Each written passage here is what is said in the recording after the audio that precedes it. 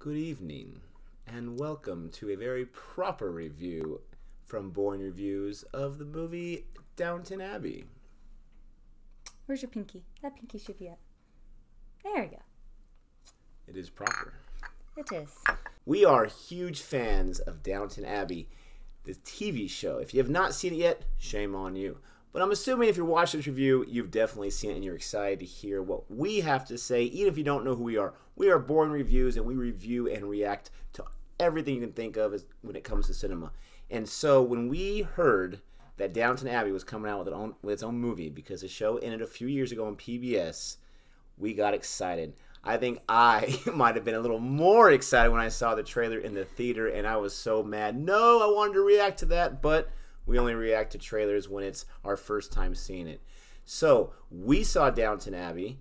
We have our teacups ready to go. So, join us for our review. Here we go. Boring Reviews! The book was better. All right, so Downton Abbey. Jody, what were your thoughts?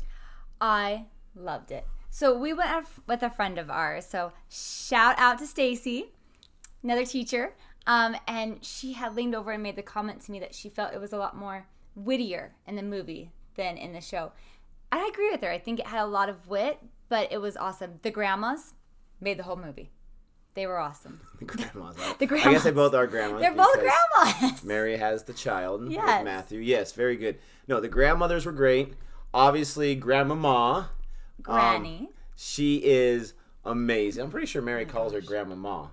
At the end, she calls her Granny. I thought that Grandmama was very hilarious. You knew she was going to be. She always is in this show. And what you said about it was more witty this time. You got to remember, this is a 2-hour movie. They want to put everything they can, all those eggs in the basket, as opposed to a 8 or 9 or 10 episode season. Yeah. So they had to cram it together. But with this movie, it could have gone wrong in so many different ways. So Sex and the City had a movie that came out years ago after the show ended, very successful. The second one bombed completely. And there's always talk of a Friends movie and a 24 movie. All these movies based on TV shows that aren't going on anymore. And I'm all for it, but it's hard to get an audience behind it. But our theater was packed. We had a lot of people elegantly dressed like we are right now. Oh, it was amazing to see them all in their fancy wear, and the whole theater was laughing. Like, it just made everything 10 times better. And knowing me with the other reviews, I had my hat on and not very proper. But it was really, really cool. The movie did not disappoint whatsoever. When it starts off with the opening credits and with the music, and there's a gentleman and the shots of the camera, I was instantly reminded, yep, this is the television show now on the big screen. I mean, it really was. They did not miss a single beat, and I thought that was really impressive. I don't know the names if they brought back the original people that directed the show and produced it and wrote it, but I'm assuming they did, because everything looked as if they ended the last episode of the show and then they started filming this the next day. That was really impressive. Yeah, it flowed nicely. And you still had the little dog trailing behind. I feel like the dog's always in at least one episode. Kind of pointless, but he's always walking down the stairs or entering a room, and then you never see him again. Yeah, you gotta have a dog. So he made his appearance. He doesn't really have his story arc yet. No. But let's get into the movie itself. So this movie is centered around how Downton Abbey is going to host the King and Queen of England.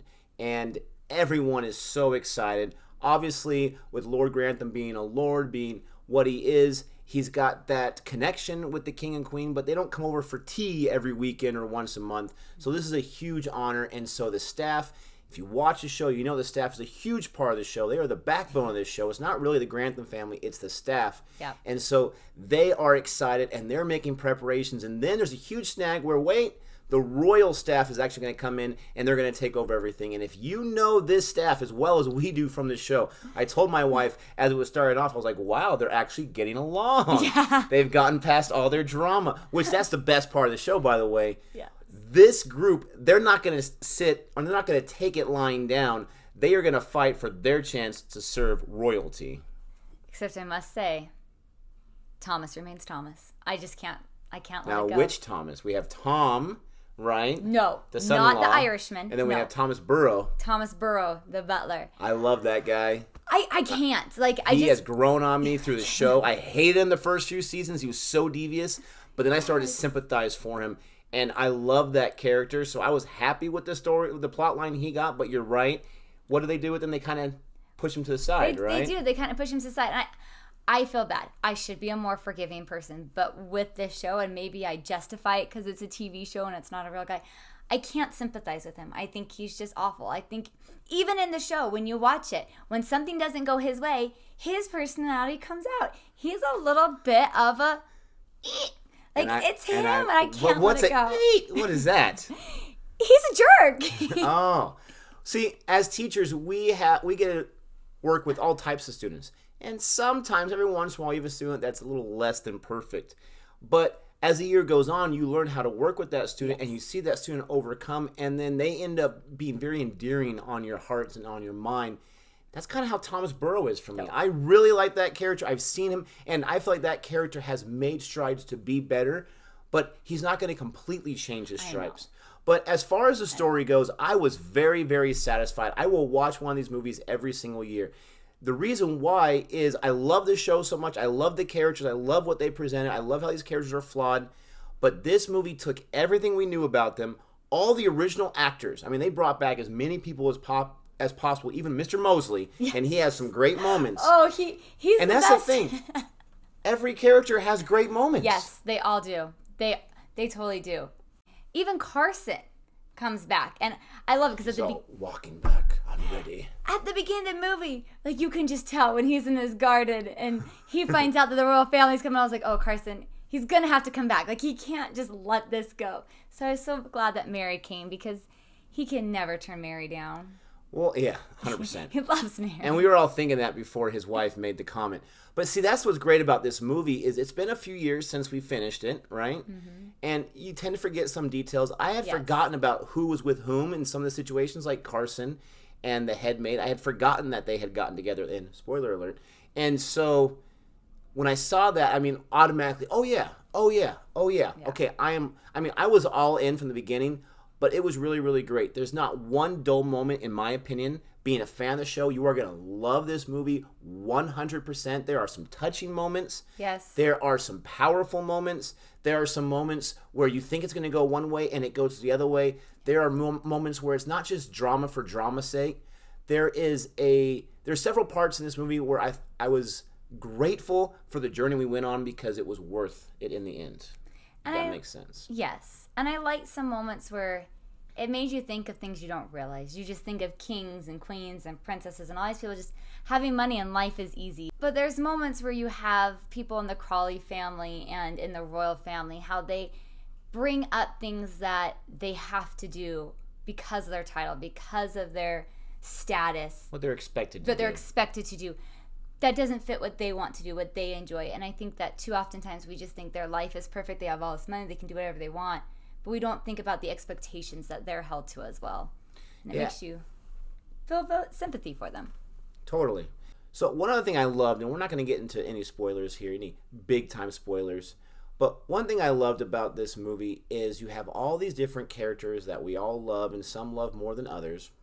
But we have these characters that we have grown to know, and this movie did a great job in 2 hours and I think 2 minutes, did a great job giving each of those characters their story arc. And I mentioned Mr. Mosley. He has his own little story arc. It's not huge, but he has it. But you have all these, maybe over a dozen characters, and they all get their time to shine. They all get their time to do something.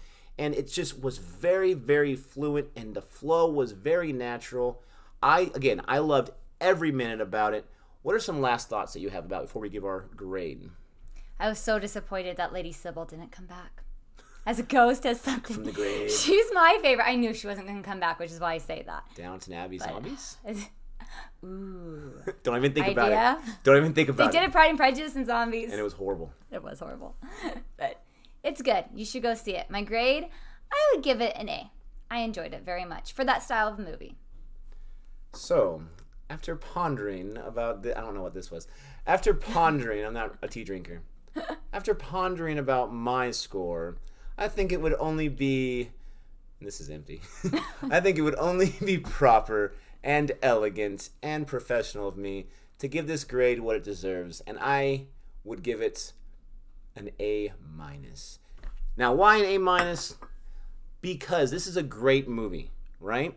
Mm-hmm. But in a movie by itself, it is not going to be earth-shattering. It's not going to be like, I've got to watch this every minute of every day. As a Downton Abbey fan, I want to give it an A with a million pluses because I absolutely loved it. There are a few parts, though, I will say that I did not really get the full payoff, as I had mentioned earlier. There's a few parts that I thought were a little obvious, but for the most part, it was fantastic. And so an A- is a very high, boring review grade. An A is a little higher. You can tell we absolutely loved it. We want to know what you think, no matter where you're at in the world. How did you feel about Downton Abbey? If you haven't seen it yet, then let us know after you see it. Yeah, go see it. And then watch this review. But until next time. Like, subscribe, and tally ho. And drink tea improperly. I like to drink tea properly. Don't you? Boring Reviews!